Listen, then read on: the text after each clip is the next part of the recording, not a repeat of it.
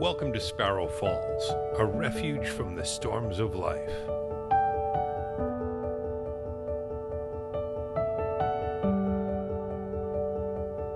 What does it mean to be skilled in lamentation? I'm certain that whatever that means, the majority of people in the Western world haven't the slightest idea. If you were to list skill in lamentation among 100 other skills and ask a Westerner to rate their value, guess where skill in lamentation will fall? It'll be at the very bottom, beneath septic tank service. Skill and lamentation are words we don't even think belong together. Lamentation isn't a skill. It's a weakness, a detriment, something to suppress, something to avoid. We're going to look at what the Bible has to say about skill in lamentation. This is episode 3 of the Sparrow Falls podcast. If you'd like to stay up on what's happening at Sparrow Falls, subscribe to our newsletter and follow us on social media.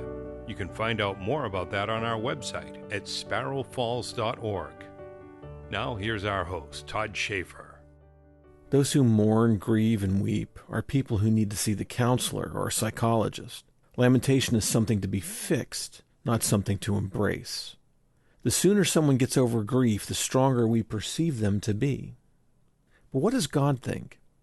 Consider this passage in Amos 5. In verse 16 we read, "Therefore, thus says the Lord, the God of hosts, the Lord, in all the squares there shall be wailing, and in all the streets they shall say, Alas, alas!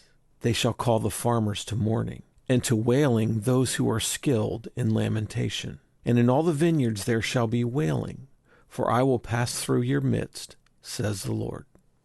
In this scene, Amos describes a nation in lament. There's wailing in city squares and streets. There's mourning in the farmland and vineyards. City dwellers, farmers, and vineyard keepers are all wailing. And there's somebody else among them. Those who are skilled in lamentation. Among the ancient Hebrews, lamentation was an accepted and healthy part of life. They understood that mourning, wailing, and lamentation are all appropriate responses to life's tragedies and a healthy expression that helps us to heal. In this scene, their wailing wasn't part of their ministry. They were wailing in real sorrow themselves, along with everybody else. Those of us in the West are uncomfortable with lamentation. We bottle up our feelings. The ancient peoples not only expressed lamentation, they employed people who had skill in lamentation. Who were these people? They were people who helped a people to mourn as a community. Just as we have people lead us in worship, the ancients had people who would lead them in lamentation. They set the tone in a setting of sorrow. They created an atmosphere for the appropriate expression of sorrow and grief. Remember when Jesus raised Jairus' daughter? We find these people there too. In Mark 5 we read, in verse 22, "Then came one of the rulers of the synagogue, Jairus by name, and seeing him, fell at his feet, and implored him earnestly," that's Jesus, saying, "My little daughter is at the point of death. Come and lay your hands on her, so that she may be made well and live." And he, Jesus, went with him. We jump down to verse 35. "While he was still speaking, there came from the ruler's house some who said, 'Your daughter is dead. Why trouble the teacher any further?' But overhearing what they said, Jesus said to the ruler of the synagogue, 'Do not fear, only believe.' And he allowed no one to follow him except Peter and James and John, the brother of James. And they came to the house of the ruler of the synagogue. And Jesus saw commotion, people weeping and wailing loudly. And when he had entered, he said to them, 'Why are you making a commotion and weeping? The child is not dead, but sleeping.' And they laughed at him." By the time Jesus had arrived at Jairus' home, it was full of these people skilled in lamentation. They had already stirred up the scene into a commotion of weeping and wailing. And Jesus tells them that the child isn't dead, but asleep. And how do they react to that? How would Jairus have reacted having just lost his child? How would his family have reacted? This was no time to laugh, no matter how funny anything was. The people who laughed were those who worked up the commotion of loud weeping and wailing. Now, I know from experience that weeping is closely related to laughter. It's not unusual for people deeply mourning to suddenly turn to laughter. But I don't think that's what's happening here. The child was not dead for that long. The people mourning were people skilled in lamentation. They had no attachment to the child. The point of this passage in Mark is not to cause us to look down our noses at the lamenters. Though their cultural practice of lamentation seems laughable to us, it's not intended to be a critical social commentary. The only possible thing we can hold against these laughing lamenters is their disbelief in the words of Jesus. That's it, and even that judgment is on shaky ground. Rather than criticize their tradition of lament, this should cause us to ask why our culture doesn't have a tradition of lament. What little we might have, we're gradually losing. We dress up in black, but even that is being discarded. We've turned our funerals into celebrations of life, even at the behest of those who know they're dying. Don't have a funeral for me, we announce. When I die, I want you to have a party.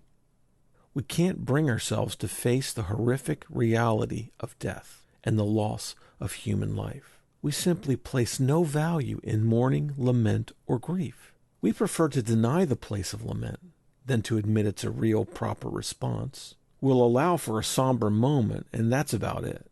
Skill in lament? We barely allow for its existence, and this is to our own detriment. People must be given the opportunity to properly grieve.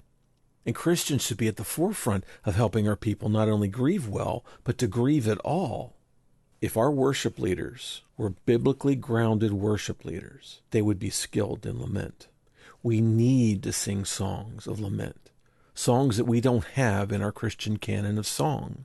We think we're so spiritual with our big worship culture, yet we have so few songs of lament and fewer that reach the depths of lament that we find in the Psalms. 1/3 of the Psalms are Psalms of lament. We're lucky to think of 3 songs of lament among our modern hymns and worship songs. Lament is an act of worship and a product of good biblical theology. Yet the world seems to be better at lament than the Christian church. We need to ask ourselves why this is so. As shepherds and leaders, we have to give our hurting people songs that give voice to the real sorrows and traumas of life. And we have to teach others the proper place of lament. To not do so amounts to a shepherding sin, in my opinion.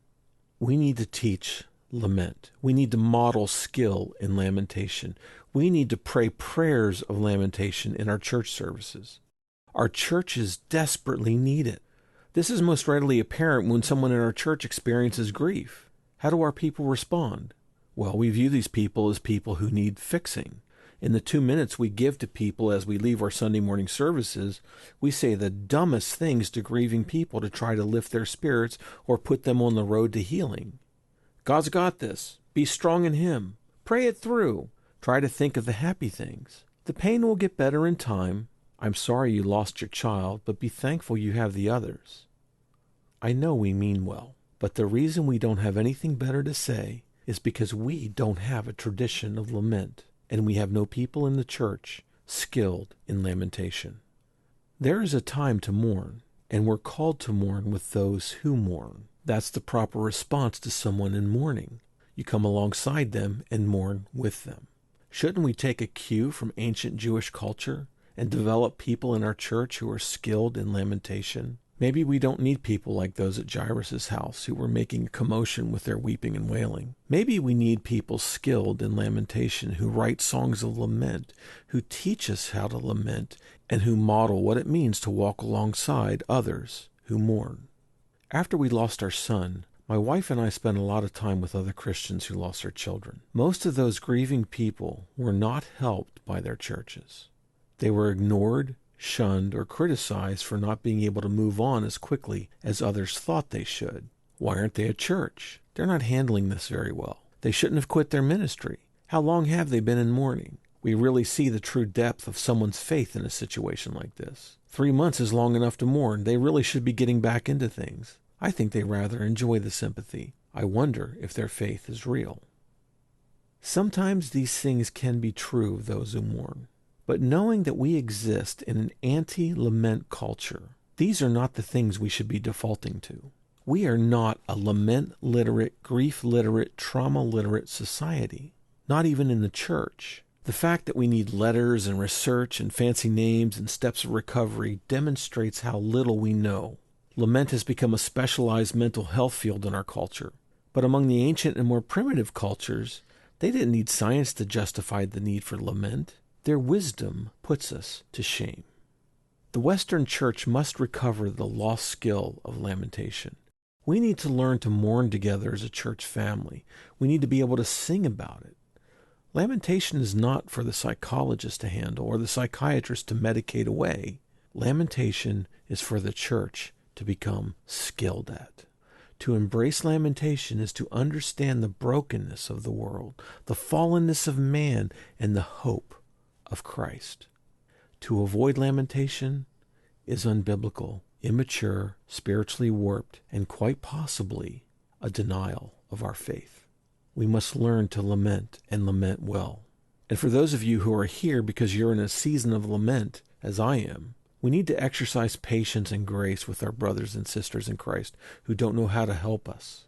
We are all part of this culture that doesn't have a good tradition of lament. And even though you and I are in the season of lament, there is still much for us to learn as well. Share with them the resources that you have found to be helpful. Surround yourself with others who understand your pain, who are willing to come alongside you to lament with you, to learn as you learn. And pray that God is able to use you to teach your church and your circle about how to lament. And as you heal, you'll have eyes to see others who need to lament and need people in their lives to walk with them through their difficult season. When you're ready, you be that person who begins a ministry of lament for others who are in pain. Let God bring beauty out of the ashes of your sorrow. Sparrow Falls is the ministry of Todd Schaefer. You can find our website at sparrowfalls.org. That's sparrowfalls.org.